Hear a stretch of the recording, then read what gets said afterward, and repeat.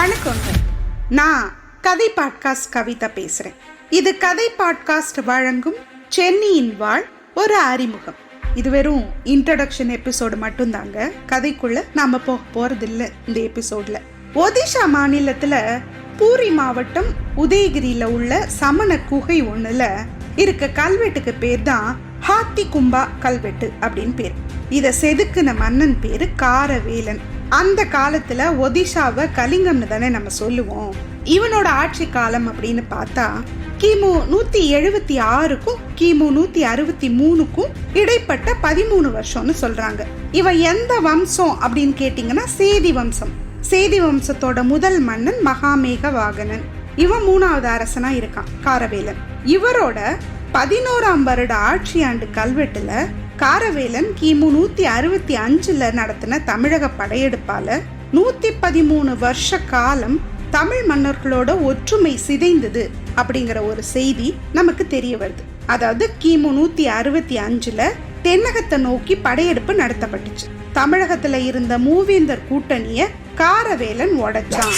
அந்த கூட்டணி 113 வருஷங்களா ஏற்கனவே இருந்த ஒரு கூட்டணி.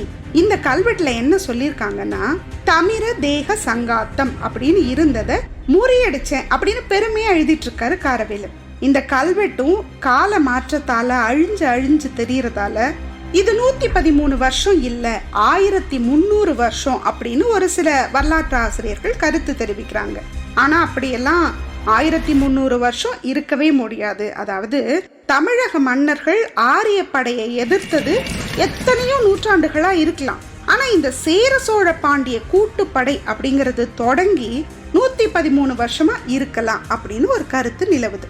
ஏன்னா கிமு 3ஆம் நூற்றாண்டுல மிகப்பெரிய வல்லரசா இருந்த வம்சம் அப்படின்னு பார்த்தா அது மௌரியர்கள் தான். பிந்துசாரர் காலத்துல வட இந்தியால சிறந்து விளங்கின மௌரிய மன்னர் பிந்துசாரர் ஆட்சியில மௌரிய படை தென்னிந்தியாவை நோக்கி படையெடுத்ததை எதிர்த்து தமிழ் மன்னர் கூட்டணி போரிட்டு இருக்க முடியும் அப்படிங்கிற கருத்தாக்கம் அப்பதான் சரியா வருது. அப்போ மௌரியர்களை சிதறடிக்க காரணமான போர் பாழி போர். காரவேலனோடது இதுக்கெல்லாம் பின்னாடி வருது. கலிங்கத்துக்கும் மகதத்துக்கும் எப்ப பார்த்தாலும், அதாவது அட்லீஸ்ட் பிந்துசாரன் காலத்துல இருந்து நட்புங்கிறது போய் எதிர்ப்பு வந்ததுனால ஆகாதுதான் எப்ப பார்த்தாலும். காரவேலன் கலையார்வம் அதிகம் உள்ளவனா அறியப்படுறான். கலையார்வம் அதிகம் உள்ள ஒரு மன்னனா அறியப்படுறான். ராஜசூய யாகம் நடத்தியிருக்கான்னா அவன் காலத்துல அந்த பகுதியில சிறந்த மன்னனா அவன் விளங்கி இருக்கான். மகத ஆட்சிக்கு உரிய பகுதியில இருந்த கோரத்கிரி அப்படிங்கிற கோட்டையை தாக்கி வெற்றி பெற்று புது அரண்மனை ஒண்ணு கட்டி இருக்கான். மகதத்தை ஆண்ட மௌரிய பேரரசுனாலேயே தமிழகத்தை வெற்றி கொள்ள முடியலையே அப்படின்னு, சரி நாம அதை புடிச்சு காட்டுவோமா அப்படிங்கிற ஒரு பார்வையில கூட அவனோட தென்னக படையெடுப்பு நடந்திருக்கலாம். சரி, இந்த தென்னக படையெடுப்பை தவிர இவனுக்கும் தமிழ்நாட்டுக்கும் என்ன சம்பந்தம்? இவன் பேரை பாருங்க, கொஞ்சம் தமிழ் டச் தோணுதுல்ல. எஸ், அது காலமா எல்லாருக்கும் இருக்க டவுட். காரவேலன் அப்படிங்கிற பேரு. இந்த பேர்ல திராவிட மூலம் இருக்கு. தமிழ்ல வேலன்னா வேலை ஏந்தினவன் அப்படின்னு அர்த்தம். இவன் காலத்துல சமகால அரசர்கள் அப்படின்னு பார்த்தா சில பேர் சோழ அரசர் இளம்பெருஞ்சென்னினும் சில பேர் பாண்டிய அரசன் தலையாலங்கானத்து செருவென்ற நெடுஞ்செழியன்னு சொல்றாங்க. இளம்பெரும் சென்னினா நம்ம வெண்மேல் சென்னியோட அப்பா. அவர் காலத்துலதான் பாழி போர் நடந்தது. அதனாலதான் செருப்பாழி எறிந்த சென்னி அப்படின்னு அவருக்கு ஒரு பேர் இருக்கு. சோ காலம் நமக்கு ஒத்து வரல அப்படின்னு சில பேர் சொல்றாங்க. இன்னொன்னு, இளம்பெருஞ்சென்னி பெரிய சோழ படைய வச்சிருந்தவர். அதனால காரவேலன் காலத்துல அவர் இருந்திருக்க வாய்ப்பில்லை. சரி, 2வது மகத படையெடுப்பு காரவேலனால நடத்தப்பட்டப்போ அவன் படையில பாண்டிய குதிரைகள் பயன்படுத்தப்பட்டுச்சு. இது மூலமா காரவேலனுக்கும் பாண்டியனுக்கும் நட்பு இருந்திருக்கலாம். அப்போ இருந்தது தலையாலங்கானத்து செருவென்ற நெடுஞ்செழியன் தான். அவனை எப்பவும் தென்னக அரசர்கள் எதிரியாவே நினைச்சாங்க. அதனால தென்னக படையெடுப்பு காரவேலன் நிகழ்த்தினப்போ இவங்க, அதாவது சேர சோழர் உதவ வரல. அதனால பாண்டியன் தனியா நின்னதை செதைச்சேன் அப்படின்னு காரவேலன் எழுதி இருக்கலாம்.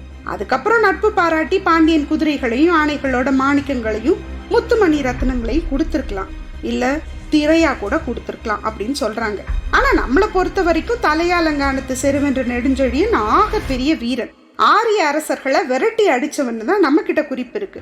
சரி, அவனோட ஆட்சி கால இறுதி ஆண்டுல குமரி மலையில சமண மாநாடு ஒண்ணு நடந்திருக்கு. அதாவது காரவேலனோட ஆட்சி ஆண்டு. அந்த இறுதி ஆண்டுல, ஆட்சி கால இறுதி ஆண்டுல குமரிமலையில சமண மாநாடு ஒண்ணு நடந்திருக்கு. சமண துறவிகளுக்கு தானமும் பரிசும் கொடுக்கப்பட்டிருக்கு.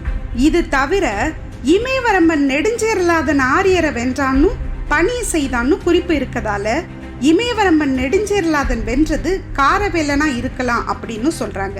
சரி, இதெல்லாம் விட ஸ்பெஷல் ஐட்டம் ஒண்ணு இருக்குங்கிற மாதிரி சூர்மருங்கு அறுத்த பொய்மின் மதவலி அப்படின்னு திருமுருகாற்று படையில ஒரு வரி வருது.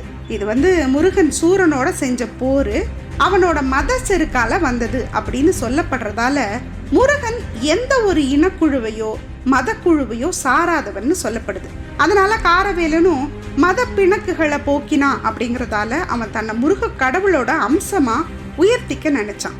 அதனாலதான் இந்த காரவேலன் அப்படிங்கிற அடைப்பெயர் வந்ததா தெரியுது.